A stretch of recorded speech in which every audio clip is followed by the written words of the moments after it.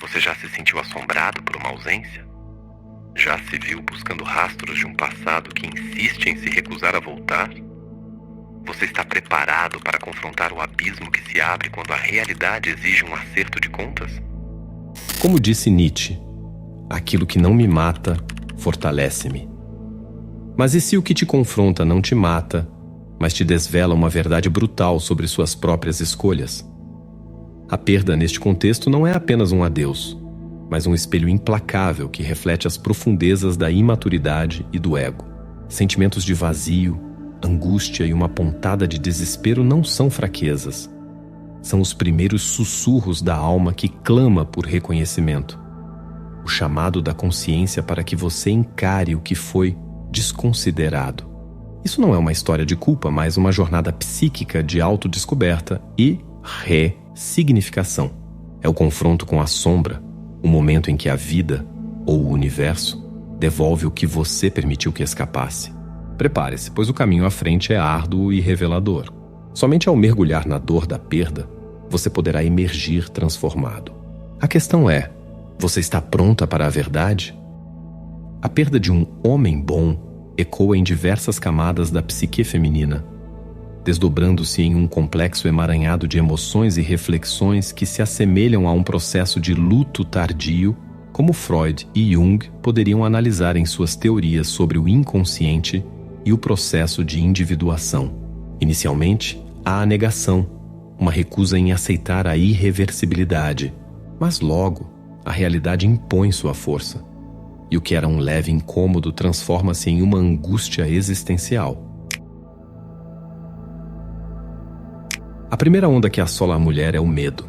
Não o medo de estar sozinha, mas o pavor de vê-lo feliz. Essa ansiedade, que Schopenhauer descreveria como parte da vontade de viver, se manifesta na observação silenciosa das redes sociais, nos stalking noturnos e na busca incessante por sinais de uma nova vida, uma nova felicidade que não a inclui. O ego projeta a própria falha na imagem da felicidade alheia. A cada sorriso dele ao lado de outra, o orgulho desmorona, expondo a amarga verdade. Ela perdeu um valor que antes subestimava. Carl Jung, ao discutir a sombra, nos lembra que aquilo que nos irrita no outro é a chave para compreender o que não resolvemos em nós mesmos. A felicidade dele agora não é um desafio, mas um lembrete do que ela não soube reter. A pergunta, será que ele está melhor sem mim? Torna-se um fardo insuportável, pois a resposta, muitas vezes óbvia, é um golpe direto na autoimagem. É a batalha entre o orgulho que insiste em manter a pose e o pânico de uma perda definitiva.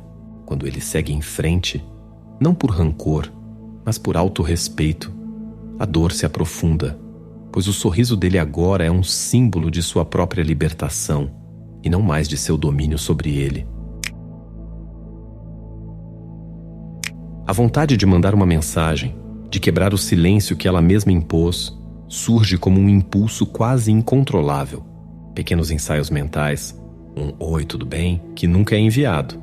Essa ânsia, que Freud poderia interpretar como um retorno do reprimido, demonstra o desejo de restabelecer uma conexão que foi negligenciada. A ausência antes tolerável agora grita nos vazios da rotina. Ela revisita as últimas conversas, as palavras não ditas, os momentos perdidos. Mas o orgulho, esse guardião implacável do ego ferido, ainda a paralisa. Como Maquiavel ensinou sobre a importância da aparência e da manutenção do poder, ela hesita em se mostrar vulnerável. A verdade, porém, é que o tempo não espera. A mensagem que não foi enviada se transforma em mais uma prova da oportunidade perdida. O medo de que ele já não esteja mais disposto a ouvir, de que a porta esteja irremediavelmente fechada, é mais aterrorizante do que qualquer diálogo difícil. É um reflexo automático do coração, um grito silencioso para corrigir os erros que o ego cometeu. E mesmo que a mensagem nunca seja enviada, a certeza é uma: ela pensou nela incessantemente, e cada não envio é uma nova chance perdida de reconquistar o que já não sabe mais como ter. Após o medo e a ânsia de reconexão, surge a raiva, não direcionada a ele, mas a si mesma.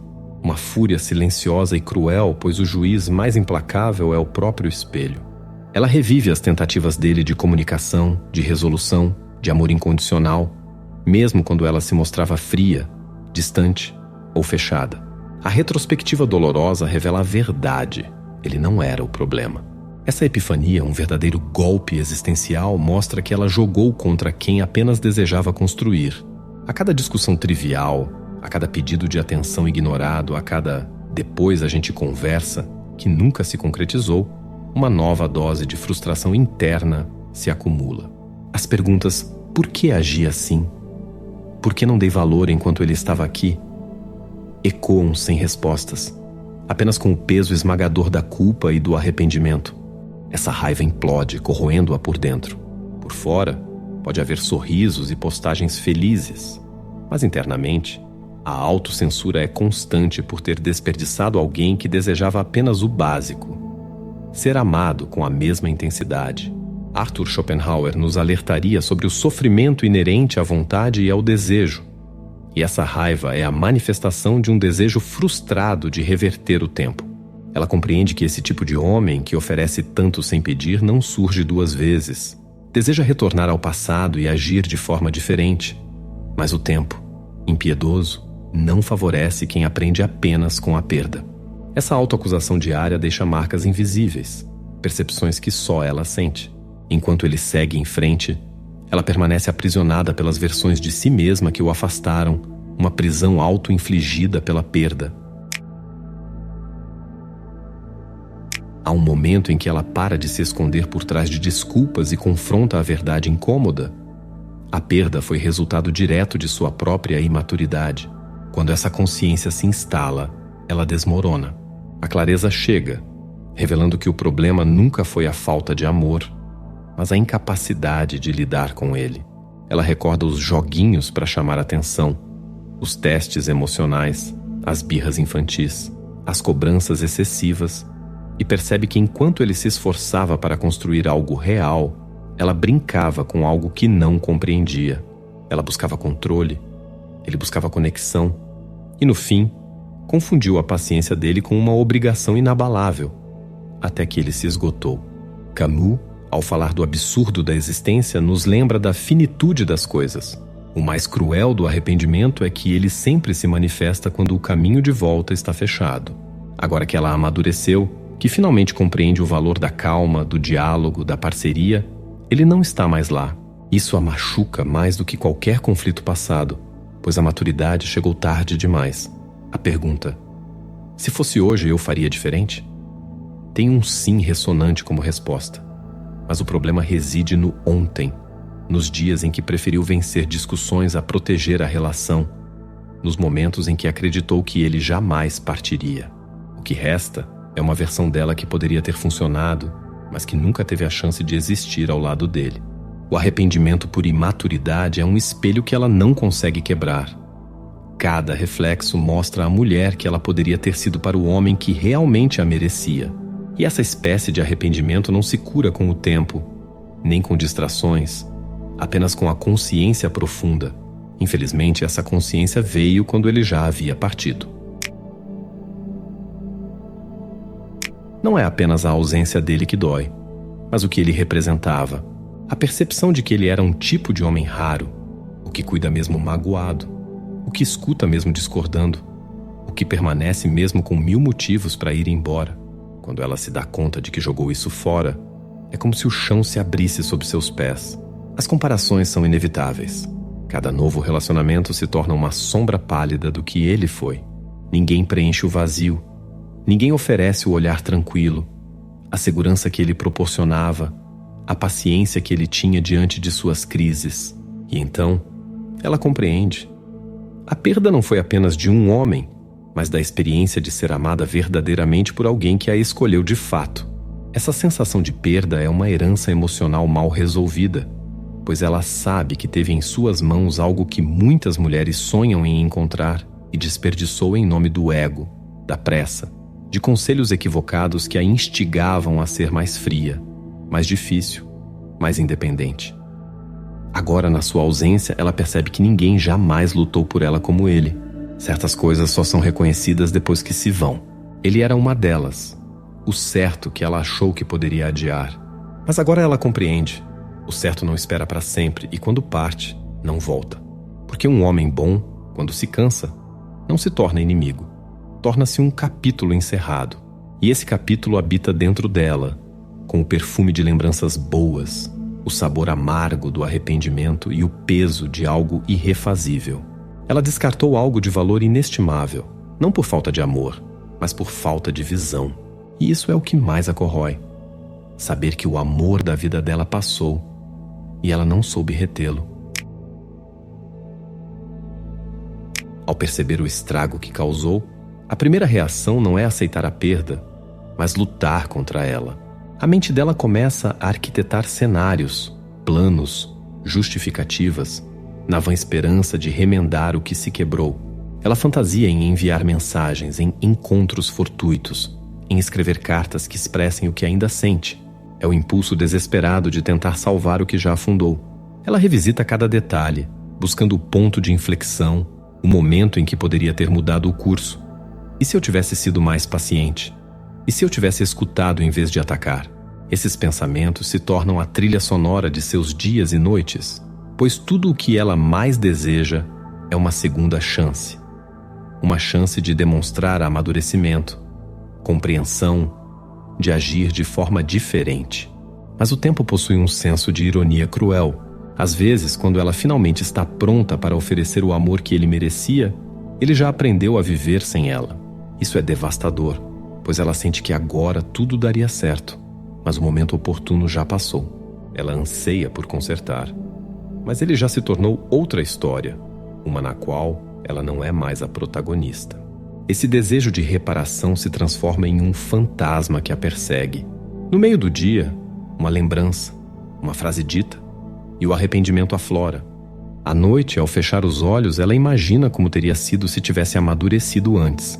É um ciclo de tentativas mentais de reconstruir o que não possui mais estrutura para ser sustentado. E o mais doloroso é saber que, por mais que ela deseje, nem tudo que se quebra pode ser colado. Existem feridas que não se curam com palavras. Existem homens que, uma vez machucados, não retornam, não por orgulho, mas por um profundo respeito próprio.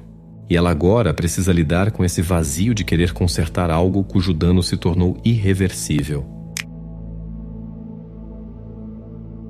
A consciência, como um raio em céu sereno, chega em silêncio, mas uma vez instalada, grita por dentro.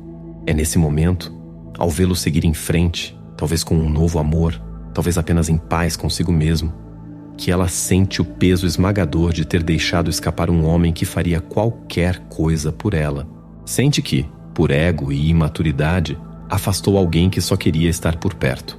Ela começa a recordar as pequenas coisas, o aperto de mão que a acalmava, a voz serena em meio às discussões, os olhares que traduziam um "estou aqui", mesmo quando o mundo parecia desmoronar. Tudo isso, que antes era comum, agora adquire um valor imensurável, transformando-se em ouro perdido. A dor mais profunda é perceber que ele não precisava ser perfeito. Ele precisava apenas ser compreendido. Ele já era bom o suficiente, mas ela só percebeu isso quando o perdeu. E então, a ficha cai. Não era ele quem precisava mudar, era ela quem precisava enxergar melhor.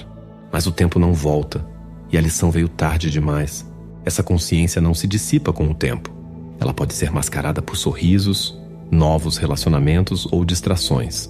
Mas basta um instante de silêncio, uma lembrança específica, uma canção no rádio, para tudo retornar, para aquele sentimento reaparecer. Eu tive tudo e não soube cuidar. E é isso que dói de verdade. Saber que ele era o tipo de homem que só aparece uma vez na vida. E ela só entendeu quando ele já não era mais dela. Ele se tornou lembrança, lição, uma saudade que não se cura. Porque quando uma mulher perde um homem bom, ela não perde apenas alguém. Ela perde a chance de ter vivido o amor que muitas passam a vida buscando. Se este vídeo ressoou em você, se ele fez a diferença, deixe o seu like e inscreva-se no canal. Cada conteúdo que criamos aqui é pensado com o objetivo de te ajudar a desenvolver e conquistar a sua melhor versão. Queremos compartilhar dicas práticas e diretas que realmente impactem a sua vida de forma positiva. Então, eu te desafio a escrever nos comentários a frase: "Minha maturidade me liberta e me guia para o amor verdadeiro." Quanto mais você interage, mais pessoas também terão acesso a esse tipo de informação, o que só ajuda a nossa missão de transformar vidas. Então, obrigado por estar com a gente nessa caminhada.